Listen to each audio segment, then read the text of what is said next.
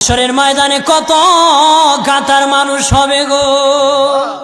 নবী বলেন আয়েশা, হাশরের ময়দানে মানুষ 120 কাতার মানুষ হবে। কয় কাতার?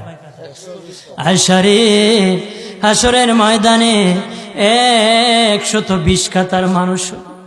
আয়েশা সিদ্দিকা বলেন ইয়া রাসূলুল্লাহ, ইয়া রাসূলুল্লাহ, আমি জানতে চাই আপনার রাসূলুল্লাহর উম্মত কত কাতার হবে? নবী বলেন আয়েশা, আমি রাসূলুল্লাহর উম্মত একাই 80 কাতার হবে।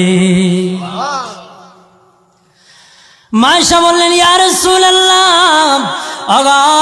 দিনের নবীজি 80 কাতার দিয়ে আপনার উম্মত হবে, আপনার উম্মতকে কেমনে আপনি চিনবেন? নবী বলেন আয়েশা রে, আমার উম্মতকে 3টা পরিচয় আমি চিনব। 1 নম্বর পরিচয়, আমার উম্মতের কপাল থেকে নূর চমকাবে, নূর চমকাবে। নবী বলে বাবা সাহাবীরাম, অসংখ্য ঘোড়ার মধ্যে যদি কিছু চান কপাল্লা ঘোড়া হয়, এইগুলা চিনতে বড় সহজ হয়। চান কপাল্লা ঘোড়া চিনতে বড় সহজ হয়। হাশরের ময়দানে আমার 1 প্রকার উম্মত চান কপাল্লা হবে, কপাল থেকে নূর চমকাবে, নূর চমকাবে।